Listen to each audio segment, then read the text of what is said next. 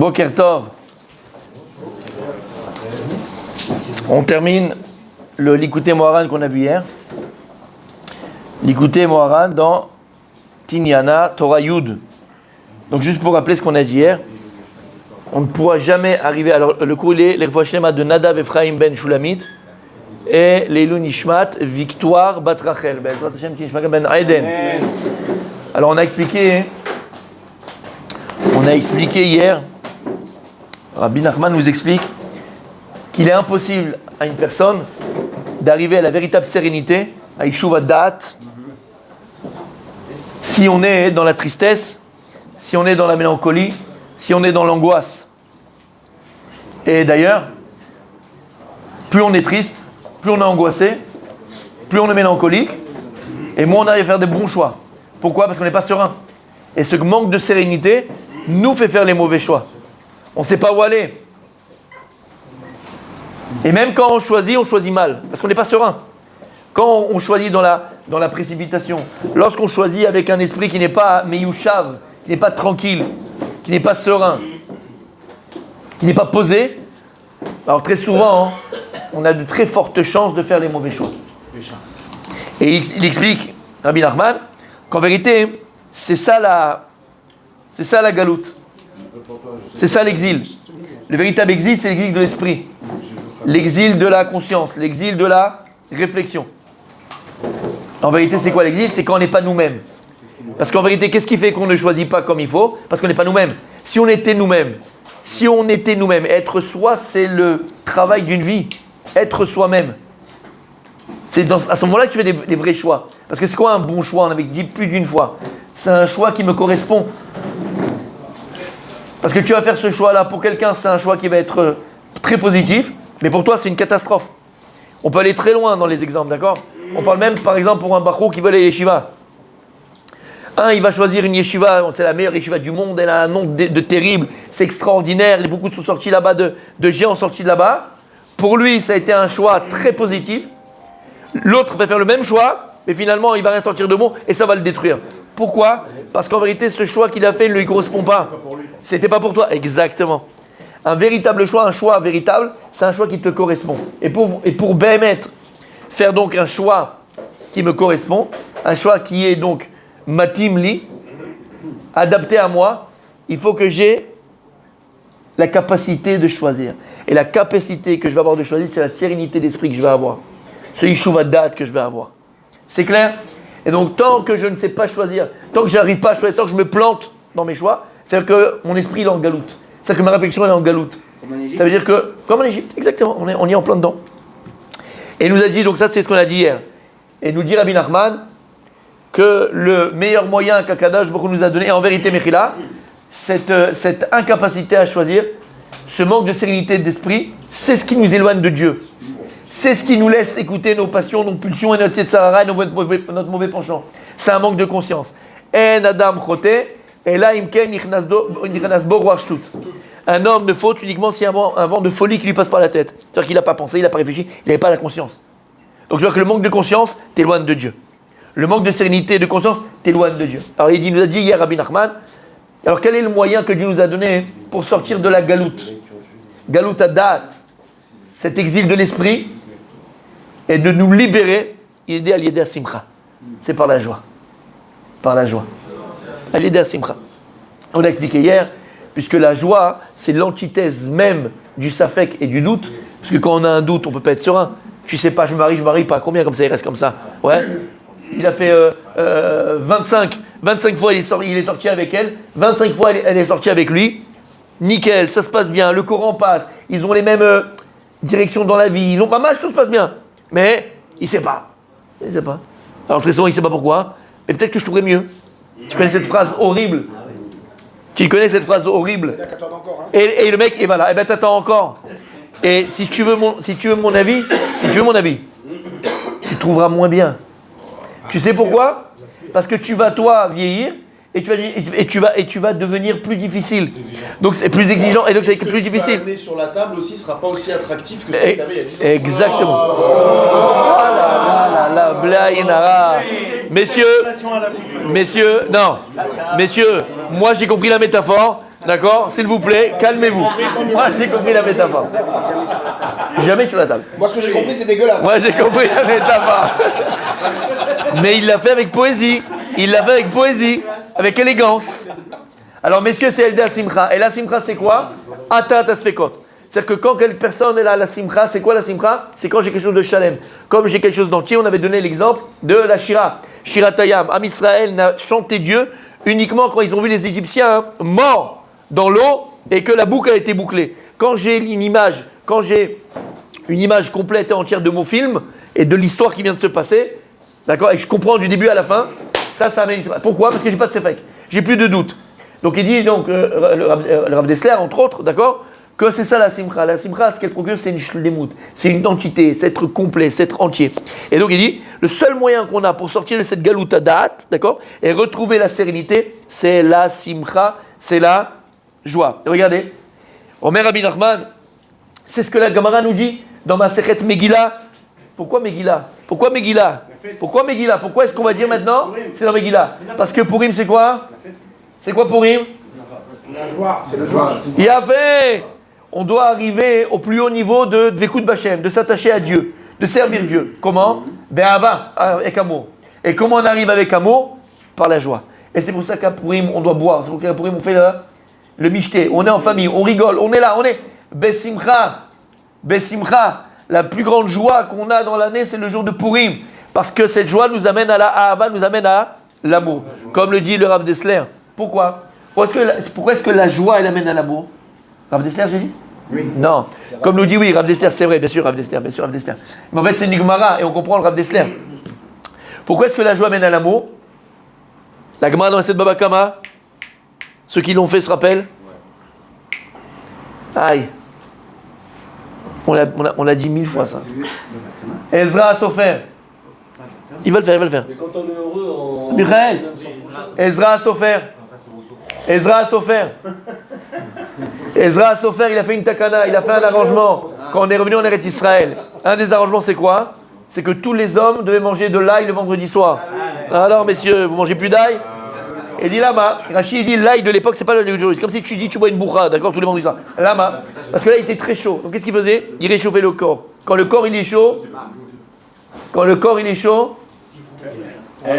met sur quand le corps il est chaud, il a fait. La personne elle est joyeuse. Quand la personne elle est joyeuse, le cœur il est ouvert. Quand le cœur il est ouvert, le cœur il donne. Quand le cœur il donne, le cœur il aime. Puisque l'amour c'est le résultat du don. C'est le principe des galas. Quand il y a une yeshiva, une synagogue, un kollel, un orphelinat, ils veulent ramasser de l'argent. Qu'est-ce qu'ils font? Ils font un gala. Et qu'est-ce qu'il y a au gala? On donne à boire. Belle table. Hein? Belle table, du beau gibier. Tavernier. Hein, tavernier. Belle table, beau gibier. Lama, la personne, elle est toute chaude. Elle boit. Elle est toute chaude. Il y a un orchestre, c'est machin. Lama, ça ouvre le cœur. Quand le cœur, il est ouvert, le cœur, il donne. Et quand le cœur, il donne, le cœur, il aime. Donc, regardez ce que la simcha, elle amène. À l'aider à simcha, ton cœur, il est ouvert. Et donc, quand tu es besimcha, bavodat Hashem, dans ton service divin, ton cœur, il est ouvert à quoi? À donner à Kadosh Baruch Hu, à donner à Hashem. Et donc, quand tu vas donner à Dieu, qu'est-ce que tu arrives? À t'attacher à lui. Et donc, tu arrives à l'aimer. Shamata. Alors, regardez. Maseret Megillah.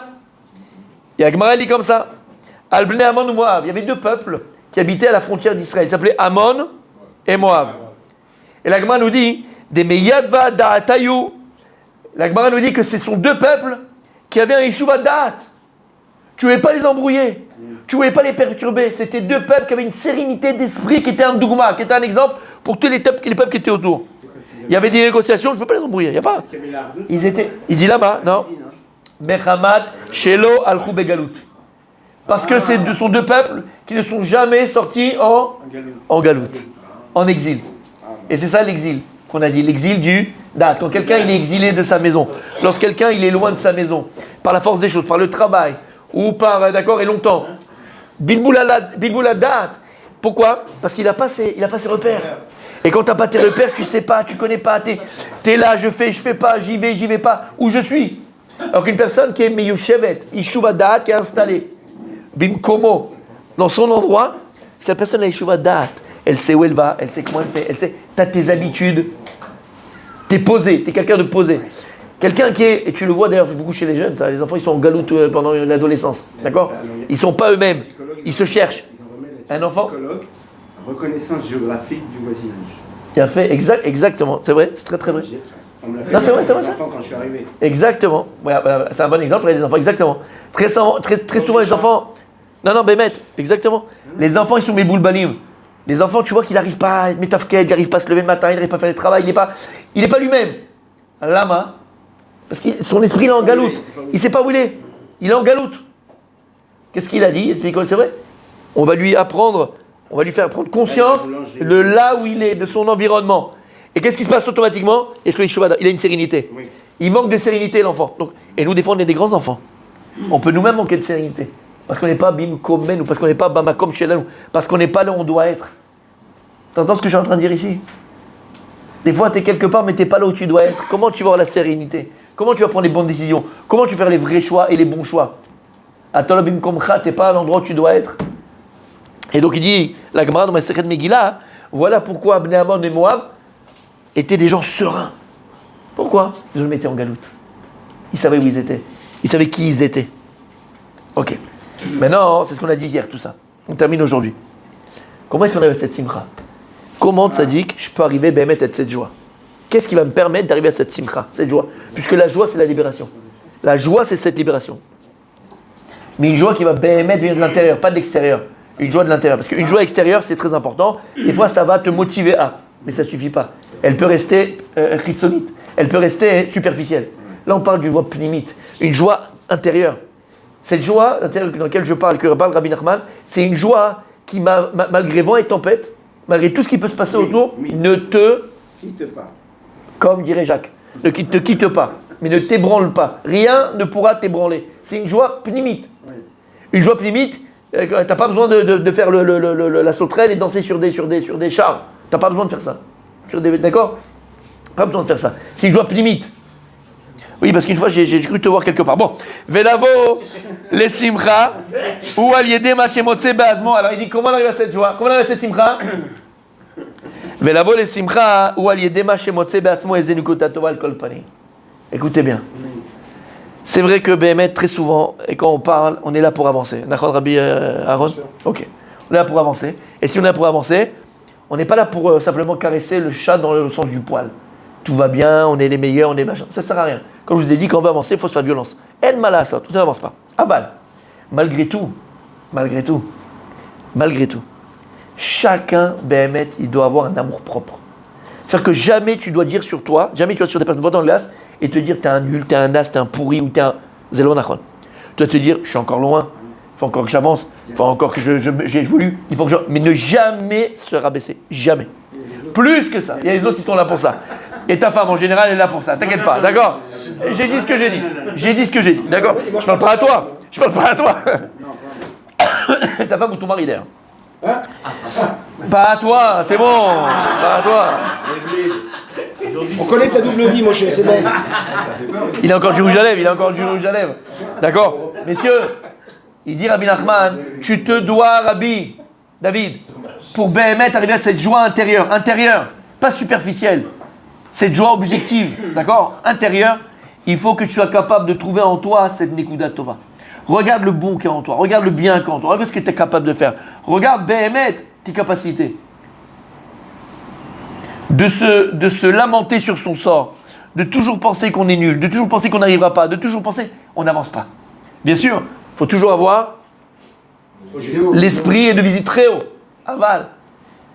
Des fois, quand on voit que c'est trop haut, ça démoralise, ça fait désespérer. Et le désespoir, il amène à quoi? À la tristesse. À la tristesse, c'est le désespoir. Il amène à la tristesse. On se sent pas bien. Combien de fois j'ai pris sur moi que j'ai pas réussi, j'arrive pas, c'est compliqué, c'est difficile, j'ai machin, j'ai promis de plus revoir ça, de plus faire ça, de plus manger ça. Et je suis tombé. Tu t'en sortiras pas. Donc Vadak, il faut évoluer. Vadak, il faut grandir. Attention, on n'est pas là pour dire que petit bisounours, comme j'ai dit, on va caresser le chat dans le sens du poil. Avan. Ça n'enlève rien du fait qu'on doit à chacun, Béhémet, voir ses qualités, connaître ses qualités. Vous savez, les gens ne savent pas c'est quoi la modestie. On avait dit plus d'une fois. Et disait le Khazani, c'est quoi la modestie? C'est quoi l'humilité?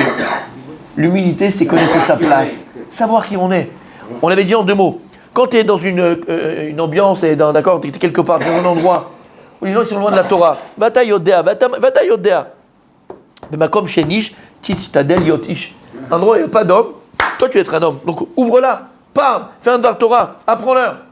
Dans un endroit où il y a des gens qui sont plus chachamim que toi, ferme-la. Donc connais ta place. C'est ça la modestie. La modestie, c'est pas dire je suis un nul, je vaux rien, et j'ai que trick. C'est pas ça la modestie. Ça s'appelle la modestie mal placée. Donc on se doit, il dit Rabbi Nachman, de trouver chacun en nous cette Neguda Tova. Ce point-là qui fait que je suis quelqu'un de bien. Bémet, on a tous des qualités. Et si maintenant on était chacun seul, je pourrais vous dire ce que moi je vois de vous. Quelle qualité chacun il a, mais duquel j'apprends tous les jours. Et on ne se ressemble pas, on a chacun une qualité qui est propre à nous. Un endroit en nous dans lequel on excelle. Bémet, on excelle. Et ce qui fait notre grandeur, ce qui fait qu'on avance. Donc attention. Il dit, pour arriver à cette simcha, il faut revenir à cette Nikuda Torah, à ce point positif qu'en nous. Comme il y a écrit, Azamera le'elokai be'odi. Azamera le'elokai be'odi. Be'odi, c'est en moi. Je vais louer Dieu, be'odi, de moi. De moi. Be'odi. À partir de quand tu peux chanter Dieu? À partir de quand tu peux louer Dieu? À partir de quand tu peux être besimcha pour Akadosh Baruch Hu? Be'odi. Si maintenant j'arrive à me reconnecter à ce tov qui est en moi, à ce bon qui est en moi, à ce qui est bon de moi, et ne t'empêche pas. Il y a une personne, une fois qu'elle est venue me voir, elle m'a dit, c'est magnifique, c'est très beau, tout ça, mais quand je veux faire quelque chose de bien, automatiquement, les tzara, qu'est-ce qui me rappelle? Qu'est-ce que tu fais maintenant, toi? Regarde ce que tu as fait hier. Maintenant, tu veux venir, tu vas faire... Arrête, on te dit, ouais, ce que tu as fait hier. Il dit Rabbi Nachman, le seul moyen que l'on a d'avancer, c'est quoi? J'aime bien, mais c'est presque ça, c'est d'avancer. Le seul moyen qu'on a d'avancer, c'est d'avancer. On a tous notre linge sale, d'accord? Qui peut dire ici que c'est un malach Hashem, c'est un ange? Qui est un ange? Personne. Peut-être M. Ben Danan, j'en suis sûr, ça vous. C'est Blainara. Si. M. Ben Danan, c'est un ange. Regarde Blainara. Si. Il y a eu des années où c'était... Mais c'est fini. C'était avant. Je parle M. Ben Danan maintenant, pas avant. D'accord? C'est un ange. Donc, la mémoire. Francis, il a des dossiers, Francis. Rabbi Rachamim, qui peut dire qu'il n'a pas de linge sale? On a tous notre linge sale. Mais c'est ce qui fait l'Yetzerara. Dès que tu vas vouloir avancer, dès que tu vas commencer à évoluer, il va juste te rappeler le linge sale que tu es en train de traîner. Pour que tu te prends, tu vas avancer de quoi? Regarde le linge sale. Le meilleur moyen de laver le linge sale, c'est lequel? C'est d'avancer. Avance malgré le linge sale. Alors on n'est pas en train de faire les mythos. Qui louche, je suis quelqu'un de pourri à l'intérieur. Et genre, non. Aniodea, j'ai conscience de ça. J'ai un gros Yetzerara. Mais je veux me rapprocher de toi, Hachem. Je veux m'approcher de toi, Hachem. Alors c'est ce que je vais faire. J'avance quand même. J'avance. Comme qui? Comme Nachshon Ben Adam. Oui. C'est la mer. Les Yetzerara, c'est une mer qui est là. C'est impossible à passer. Je peux pas. Anilo Yachol. Attends, à la main. Avance. Et tu verras qu'Akadosh Baruch Hu va ouvrir la mer. Il va te régler ton Yetzerara. Parce que si toi tu avances vers Hachem Behemet, Hachem va faire en sorte que la secrétaire que tu n'en pouvais plus tous les matins, tu la voyais avec son décolleté, d'accord, et son machin, et bien finalement, elle a été mutée dans un autre endroit. Et tous les matins, c'est fini. Non, mais c'est fini. Hachem, il va te préparer, t'inquiète pas, il va te mettre dans l'ambiance où c'est fini. Tu n'auras plus besoin, Philou, d'être mitgaber à l'Yetzerara, parce qu'il ne sera plus là. Et pour ça, mon tzaddik, regarde pas ton linge sale. Oui, regarde-le, mais il ne doit pas être un poids pour toi. Tu comprends ce que je dis? C'est hyper important, parce qu'on a tous un Yetzerara qui nous empêche d'avancer. Et il dit, Val kol panim, yeshlo lismor bema shezachal liot mizera Israël. Et on termine. Bémet, quand tu te lèves le matin, tu dis quoi? Shelo asani goy. On dit à Kadosh merci, et Kadosh ne nous a pas fait, de ne pas nous avoir fait comme les nations. Merci à Kadosh Baruch Hu d'être juif. Mais rien que ça, mon Rabbi David, rien que ça, d'être Yehudi. Tu te lèves le matin, Ani Yehudi. Mais regarde la beauté du peuple juif. Trouve-moi un peuple sur terre aussi beau que le peuple juif.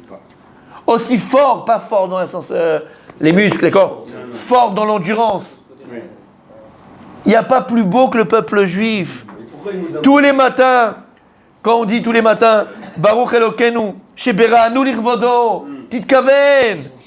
Merci mon Dieu de nous avoir créé l'Irvodo pour ton honneur.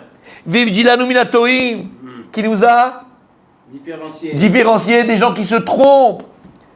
Comme je vous ai dit 1000 fois, mais je le ramène parce que c'est tellement bolette, on a tous vécu ça, d'accord? On a tous. En tout cas, oui, moi je l'ai vécu. Ok, Mechila, mais c'est vrai, je l'ai vécu.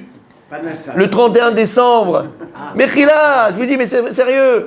31 décembre, c'était quoi? À la queue le, et ça se termine en queue le, d'accord? Tu sais même plus qui c'est qui est devant toi, ni derrière toi d'ailleurs.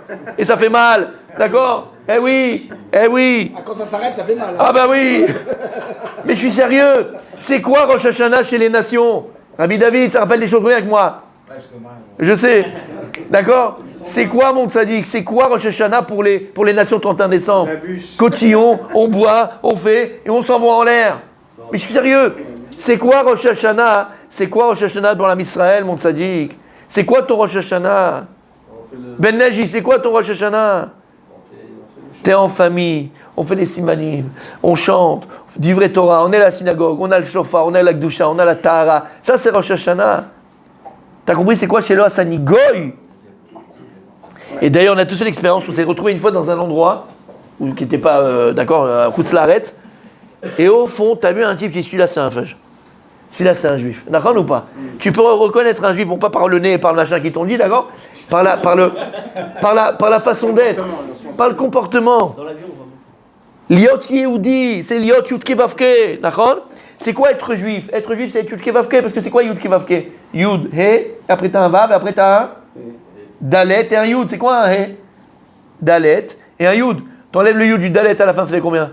Ça fait Yehu, Yehudi. On est Yehudi, on est Yudke Vavke. Shamata. On est divin, on est les enfants de Dieu. Eux, ils ont fait, il y en a un enfant de Dieu là, il est sorti du Marie et de machin là, d'accord? Mais ils n'ont pas compris. Nous, on est les enfants de Dieu. Nous sommes tous les enfants d'Akadosh Baruch Hu. Là-bas, on est Yehudi, Yudke Vavke. Shamata, ce que je suis en train de dire. Rien que ça, tu te lèves le matin, mon tzaddik. Rien que ça, tu te lèves le matin. Mais t'es l'homme le plus heureux du monde. Et tout ça pourquoi? On arrive par un chapitre, messieurs. Venatan lanu Torat Emet. Voilà ce qui fait de nous ce que nous sommes. Parce qu'Akadosh, beaucoup de la Torah. Et t'as posé la question. Parce que je t'ai entendu, Ben Naji. Qu'est-ce que t'as dit? Qu'est-ce que t'as dit? Mais pourquoi ils nous détestent? Voilà pourquoi ils nous détestent. Ar Sinaï. Ar Sinaï. Ar Sinaï, le Samer, il se fait en Sin. Ar Sinaï, c'est Sina. Sina, c'est quoi? C'est la haine. À partir du moment où ils ont refusé la Torah, et après ils se sont rendus compte de ce qu'ils ont refusé, et que nous on a eu la Torah, le Midrash dit Yarda Sinat Umat Olam al Israël. Elle est descendue avec la haine des nations contre Israël. Consciemment ou inconsciemment. Pourquoi ils nous détestent?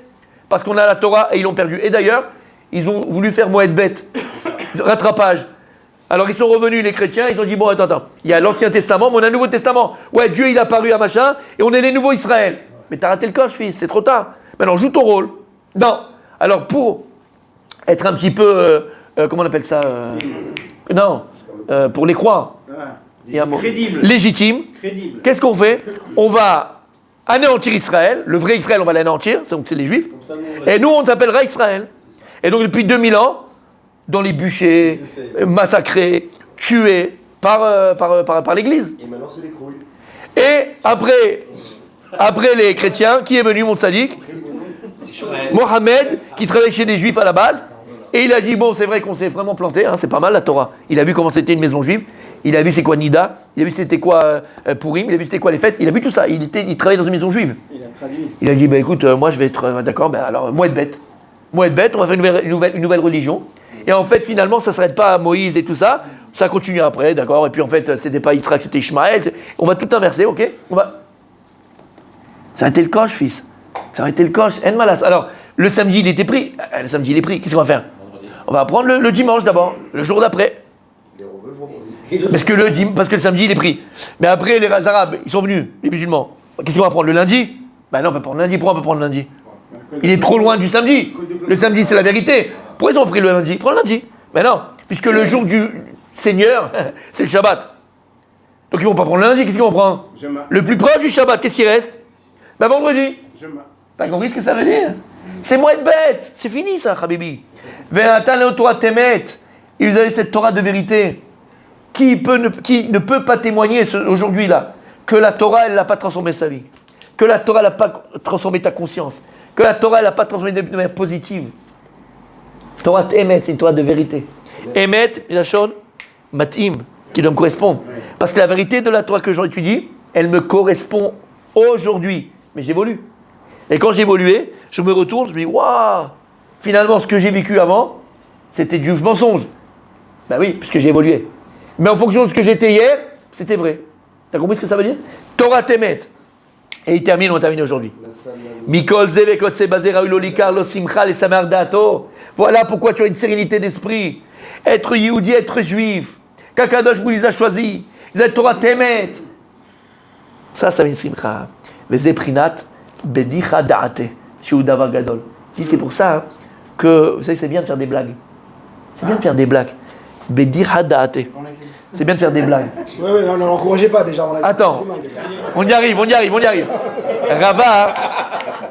Rava, avant de faire une Gemara avec ses élèves, il commençait toujours par une blague. Pourquoi il faisait ça? La joie. Pour les mettre en simcha et pour que leur esprit soit meyushab, ishuv dat. Quand tu as la simcha, tu as ishuv dat. Tu peux écouter, tu peux comprendre. Il y a une sérénité d'esprit. L'esprit, tu le fais revenir l'esprit dans la tête. Tu es dans ton travail, tu penses à là, tu n'es pas là. Pour faire revenir l'esprit là où tu es, alors tu fais une petite blague. La main par la simcha. Et c'est ce qu'il dit ici. Cette joie, elle va s'attacher à ton esprit. À ce moment-là, ton esprit il est libre. Et donc, ton esprit il est serein. On termine avec ça, je ne vais pas entrer dans les détails, c'est un cours du financement. Il dit, et ça même, quand ici-bas, par la bdicha que tu vas faire, par les petites blagues que tu fais, gentil, sympathique, amène la simcha. Et donc, qu'est-ce que ça amène? Ça amène que la simcha, elle est liée à ton esprit, tu as une série d'esprits. Comprends qu'il y a des choses ésotériques, extraordinaires, des choses extraordinaires au niveau spirituel qui se passent dans les olamot, dans les mondes. Donc, ne prends pas à la légère la simcha, ne prends pas à la légère la joie. Alors, je te dis, puisque ce Shabbat, c'est par Shetitro, on reçoit la Torah, on ne peut pas recevoir la Torah, Belo, Simcha. Omer Agaon Nevina, quelqu'un qui étudie la Torah, quelqu'un qui est dans la Torah, il n'a pas la joie, il dit quelque chose de terrible. Ça veut dire que la Torah qu'il étudie, c'est-à-dire que la Vodat Hashem qu'il fait, elle vient de la Simcha Achara, elle vient des forces du mal. Tu nourris, quand tu as la Torah, tu lis la Torah, Belo Simcha, tu nourris les forces du mal. Donc, Be'ezrat Hashem, on va recevoir Be'ezrat Hashem ce Shabbat, la Torah, les premières tables de la loi. Alors, que ce soit un Shabbat rempli de simcha, qu'on entende des sorot tovot, que tous les shavim, que tous les otages rentrent dans la maison brillent les shlemim, protège-nous les soldats, et qu'on puisse connaître la vraie Géoula, Be'ezrat Hashem.